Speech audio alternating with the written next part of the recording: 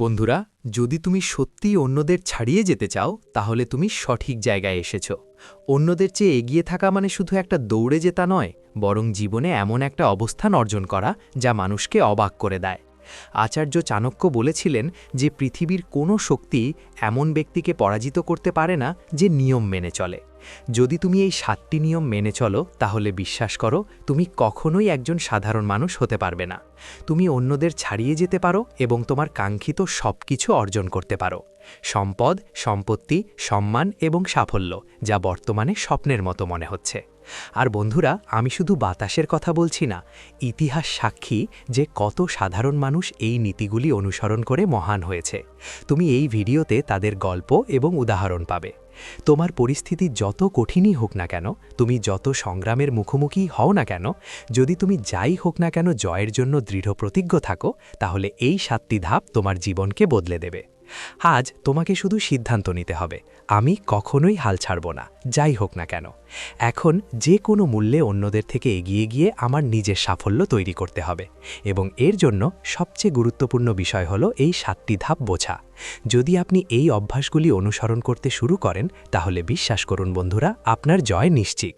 তাই ভিডিওটি শেষ পর্যন্ত মনোযোগ সহকারে দেখুন, কারণ এই 7টি জিনিসই অন্যদের থেকে এগিয়ে যাওয়ার জন্য অত্যন্ত প্রয়োজনীয়। তাহলে বন্ধুরা, আসুন শুরু করি। প্রথম ধাপ। বন্ধুরা, যদি আপনি সত্যিই অন্যদের থেকে এগিয়ে যেতে চান, তাহলে প্রথম নিয়ম হলো আপনার পরিকল্পনা, আপনার স্বপ্ন, আপনার লক্ষ্যগুলি বোঝা। তোমার পরবর্তী পদক্ষেপগুলো কাউকে বলো না, কারণ জীবনের সত্য হলো সবাই তোমার স্বার্থের কথা মনে রাখে না। যখন তুমি তোমার উদ্দেশ্য প্রকাশ করো, তখন কিছু লোক তোমাকে সাহায্য করবে, কিন্তু বেশিরভাগই হয় উপহাস করবে, নিরুৎসাহিত করবে, অথবা তোমার পরিকল্পনা চুরি করবে এবং তা কাজে লাগাবে। আচার্য চাণক্য বলেছিলেন যে গোপনীয়তা সাফল্যের ভিত্তি। তিনি সতর্ক করে দিয়েছিলেন যে যদি কেউ তার গোপন কথা সকলের কাছে প্রকাশ করে, তাহলে সে কখনোই বড় সাফল্য অর্জন করতে পারবে না, কারণ কথা বললে শক্তি কমে যায়, আর কাজ করলে তা বৃদ্ধি পায়। ভেবে দেখো, তুমি কতবার কাউকে তোমার স্বপ্নের কথা বলেছ, কিন্তু সেই একই ব্যক্তি বলেছে এটা তোমার ক্ষমতার বাইরে, এবং তুমি হতাশ হয়েছ। এটাই মানুষের স্বভাব, ঈর্ষা, তুলনা এবং সন্দেহ। অতএব যদি তুমি এগিয়ে যেতে চাও, তাহলে প্রথম পদক্ষেপ হলো তোমার স্বপ্নগুলো নিজের কাছে রাখা। চাণক্য এবং চন্দ্রগুপ্তের গল্প এর একটি প্রধান উদাহরণ। চাণক্য যখন নন্দ রাজবংশকে পরাজিত করার পরিকল্পনা করেছিল, তখন সে তার কৌশল কারো সাথে ভাগ করেনি। সে গোপনে কাজ করেছিল। সে চুপচাপ প্রস্তুতি নিয়েছিল, এবং যখন সে আঘাত করেছিল, তখন পুরো সাম্রাজ্য কেঁপে উঠেছিল। যদি সে আগে থেকেই কিছু বলে থাকত, তাহলে তার শত্রুরা সতর্ক হয়ে যেত এবং ইতিহাস বদলে যেত। আজকের পৃথিবীতেও একই নীতি প্রযোজ্য। ধরুন, একজন ব্যবসায়ী তার ধারণা সম্পর্কে সবাইকে বলে, অন্য কেউ তার সামনে এটি বাজারে নিয়ে আসবে। কিন্তু যে ব্যক্তি নীরব থাকে, কঠোর পরিশ্রম করে এবং কেবল ফলাফল দেখায়, সেই প্রকৃত বিজয়ী। তাই বন্ধুরা, যদি তুমি সত্যিই ভিড় থেকে আলাদা হতে চাও, তাহলে প্রথমে চুপ থাকতে শিখো। তোমার স্বপ্ন নিয়ে বড় কিছু করো না, শুধু সেগুলোর ওপর কাজ করো। মনে রেখো, যখন তুমি কথা বলো, মানুষ শোনে; যখন তুমি কথা বলো, মানুষ হাসে। এটাই প্রথম পদক্ষেপ। তোমার আবেগ নিয়ন্ত্রণ করো। বন্ধুরা, শুধু তীক্ষ্ণ মন থাকা অন্যদের ছাড়িয়ে যাওয়ার জন্য যথেষ্ট নয়, তোমার আবেগকেও নিয়ন্ত্রণে রাখতে হবে। কারণ যখন কেউ রাগ, ভয়, ঈর্ষা বা দুঃখের কারণে সিদ্ধান্ত নেয়, তখন সে সবসময় হেরে যায়। তুমি হয়তো অনেকবার বুঝতে পেরেছ যে রাগের বশে নেওয়া একটি ছোট সিদ্ধান্ত সারা জীবনের অনুশোচনা হতে পারে। যে তার আবেগ নিয়ন্ত্রণ করতে পারে না, সে কখনো শাসন করতে পারে না। অর্থ স্পষ্ট, যে নিজেকে জয় করে, কেবল সেই বিশ্ব জয় করতে পারে। ইতিহাস এর সবচেয়ে বড় প্রমাণ বহন করে। নন্দ সাম্রাজ্যের রাজসভায় যখন চাণক্যকে অপমান করা হয়েছিল, তখন তিনি ক্রোধে ভরে গিয়েছিলেন। কিন্তু তিনি কি তাৎক্ষণিকভাবে আক্রমণ করেছিলেন? না, তিনি তার আবেগ নিয়ন্ত্রণ করেছিলেন। ভোগ এলটিই। আচার্য চাণক্য বলেছিলেন, যে ব্যক্তি প্রতিশোধের আগুন দমন করে এবং সঠিক মুহূর্তের জন্য অপেক্ষা করে, বছরের পর বছর পরিকল্পনা এবং সংযমের পর চন্দ্রগুপ্তের সাথে সমগ্র নন্দ রাজবংশকে নিশ্চিহ্ন করে দেয়।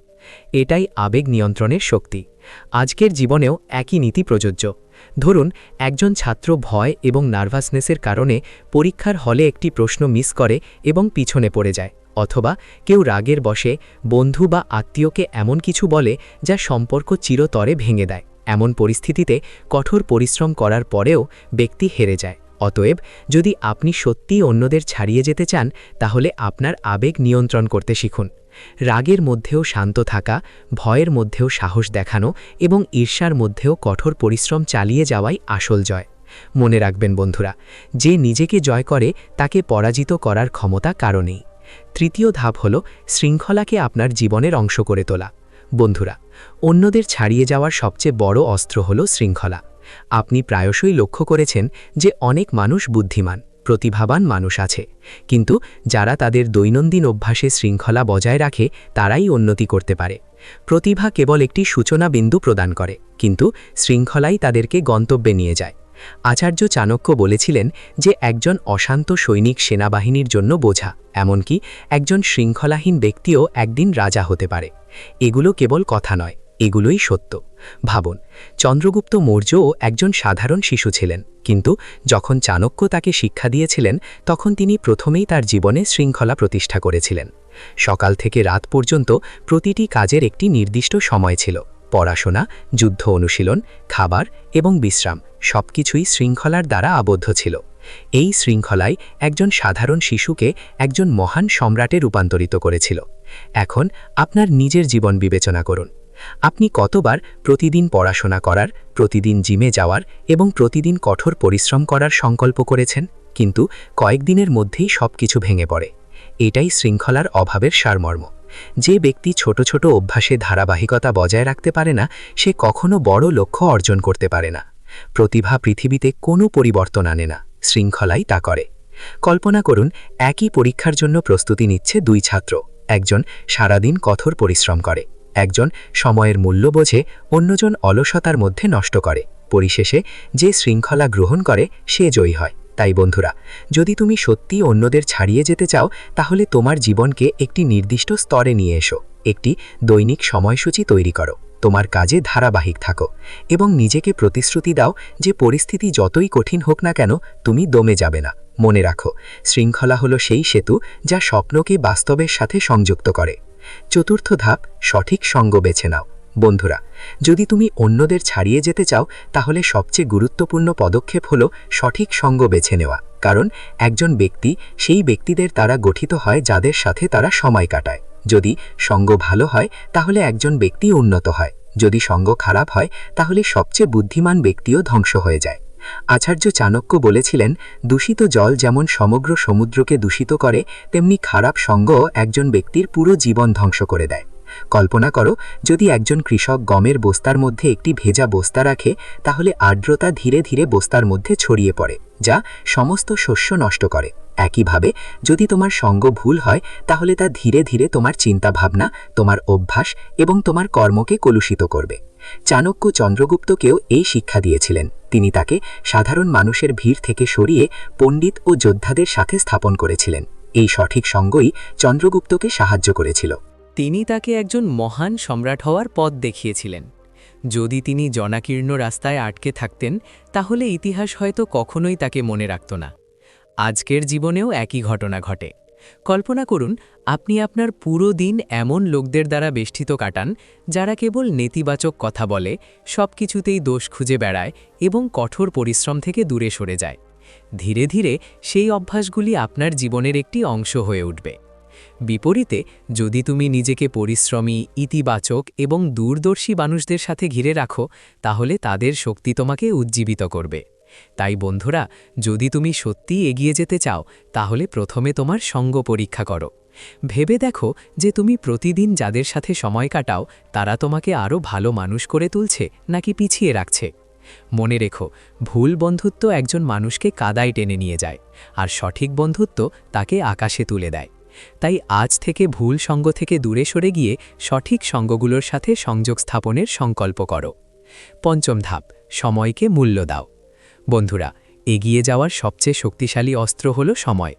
জীবনে একজন ব্যক্তি তা হারানোর পরে অর্থ উপার্জন করতে পারে এবং তা হারানোর পরে সম্মান ফিরে পেতে পারে, কিন্তু একবার সময় চলে গেলে তা আর ফিরে আসে না। আচার্য চাণক্য বলেছিলেন, সময়ের চেয়ে শক্তিশালী আর কিছুই নেই। যারা সময়কে মূল্য দেয় তারাই মহান হন। ভেবে দেখো, যদি একজন ছাত্র প্রতিদিন পড়াশোনার জন্য একটু সময় দেয়, তাহলে তাদের জ্ঞান ধীরে ধীরে গভীর হয় এবং তারাই পরীক্ষায় শীর্ষস্থান অর্জন করে। কিন্তু যারা সময় নষ্ট করে, তারা শেষ পর্যন্ত কেবল অনুশোচনা করবে। ইতিহাসে চাণক্য চন্দ্রগুপ্তকে এই শিক্ষা দিয়েছিলেন। তার দিন সকাল থেকে রাত পর্যন্ত নির্ধারিত ছিল। তিনি কোন সময় পড়াশোনা করতেন, কখন অনুশীলন করতেন, কখন বিশ্রাম নিতেন। সময়ের এই সঠিক ব্যবহারই চন্দ্রগুপ্তকে একজন সাধারণ ছেলে থেকে সম্রাটে রূপান্তরিত করেছিল। আজকের জীবনেও এটি সত্য। কিছু মানুষ সারাদিন তাদের সময় মোবাইল ফোন এবং অলসতার পিছনে নষ্ট করে, তাদের সাফল্যের অভাবের অভিযোগ করে। যারা প্রতিটি মুহূর্তকে বুদ্ধিমানের সাথে কাজে লাগায় তারা এগিয়ে যায়। তাই বন্ধুরা, যদি তুমি সত্যিই অন্যদের ছাড়িয়ে যেতে চাও, তাহলে সময়কে তোমার সবচেয়ে মূল্যবান সম্পদ হিসাবে ব্যবহার করো। তোমার স্বপ্নের জন্য প্রতিদিন কয়েক ঘন্টা আলাদা করে রাখতে ভুলো না। মনে রেখো, যারা আজকের কাজ আগামীকালের জন্য স্থগিত রাখে তারা কখনোই মহত্ব অর্জন করতে পারে না। সময়ের মূল্য দেওয়া পঞ্চম ধাপ, যা তোমাকে ভিড় থেকে আলাদা করবে এবং তোমার গন্তব্যে নিয়ে যাবে। ষষ্ঠ ধাপ হলো ধৈর্য ধরতে শেখা। বন্ধুরা, ধৈর্য হলো অগ্রগতির সবচেয়ে গুরুত্বপূর্ণ পদক্ষেপ, কারণ সাফল্য রাতারাতি আসে না। বীজ বপন করার পর একটি গাছ বেড়ে উঠতে এবং ফল ধরতে সময় নেয়। একইভাবে তোমার কঠোর পরিশ্রম তাৎক্ষণিক ফলাফল দেয় না, কিন্তু যারা ধৈর্য ধরে অপেক্ষা করে তারাই প্রকৃত পুরস্কার পায়। আচার্য চাণক্য বলেছিলেন যে যারা ধৈর্য হারিয়ে ফেলে তাদের জন্য জয়ের পথ অসম্পূর্ণ থেকে যায়। ইতিহাস এই কথাটি প্রমাণ করে। চাণক্য যখন নন্দ রাজবংশকে পরাজিত করার পরিকল্পনা করেছিলেন, তখন তাকে বছরের বছর অপেক্ষা করতে হয়েছিল।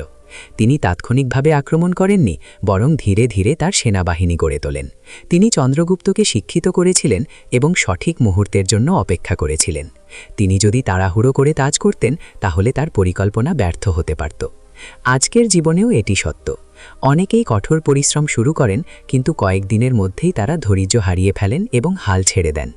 প্রতিযোগিতামূলক পরীক্ষার জন্য প্রস্তুতি নেওয়া একজন ছাত্রের কথা ভাবুন। তারা প্রথম কয়েক মাস ধরে উৎসাহিত থাকে, কিন্তু ধীরে ধীরে ধৈর্য হারিয়ে ফেলেন এবং হাল ছেড়ে দেয়। তবে যে ধৈর্য ধরে এবং ধারাবাহিকভাবে কাজ করে, সে শেষ পর্যন্ত বিজয়ী হয়। মনে রাখবেন বন্ধুরা, তাড়াহুড়ো কখনো জয়ের দিকে নিয়ে যায় না। ধৈর্যশীল শুধু মানুষই বোঝে যে আসল সোনা আগুনে তৈরি। যদি আজ তুমি ফলাফল দেখতে না পাও, তার মানে এই নয় যে তোমার কঠোর পরিশ্রম বৃথা গেছে। এর মানে হলো ফল পাকার এখনও সময় আছে। বন্ধুরা, যদি তুমি অন্যদের থেকে এগিয়ে যেতে চাও, তাহলে ধৈর্যকে তোমার সবচেয়ে বড় শক্তি হিসেবে গ্রহণ করো। কারণ যে ব্যক্তি থেমে চিন্তা করে এবং সঠিক সময়ের জন্য অপেক্ষা করে পদক্ষেপ নেয়, সে জিতবে আর বাকিরা হেরে যাবে। সপ্তম ধাপ, নিজের ওপর বিশ্বাস রাখো এবং নিজের ওপর বিনিয়োগ করো। বন্ধুরা, অন্যদের থেকে এগিয়ে যাওয়ার সবচেয়ে বড় এবং চূড়ান্ত পদক্ষেপ হলো নিজের ওপর বিশ্বাস রাখা এবং নিজের ওপর বিনিয়োগ করা। কারণ সত্য হলো, যদি তুমি নিজেকে বিশ্বাস না করো, তাহলে পৃথিবীও তোমাকে বিশ্বাস করবে না।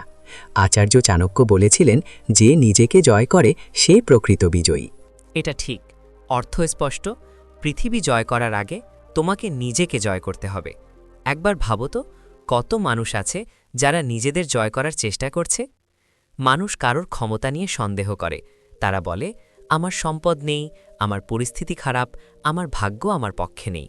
কিন্তু সত্য হলো যে প্রতিটি মহান ব্যক্তির শুরুই কষ্টের মধ্য দিয়ে শুরু হয়েছিল।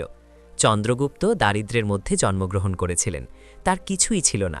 কিন্তু চাণক্য তার মধ্যে আত্মবিশ্বাস জাগিয়েছিলেন এবং সেই আত্মবিশ্বাস তাকে সম্রাট করে তুলেছিল।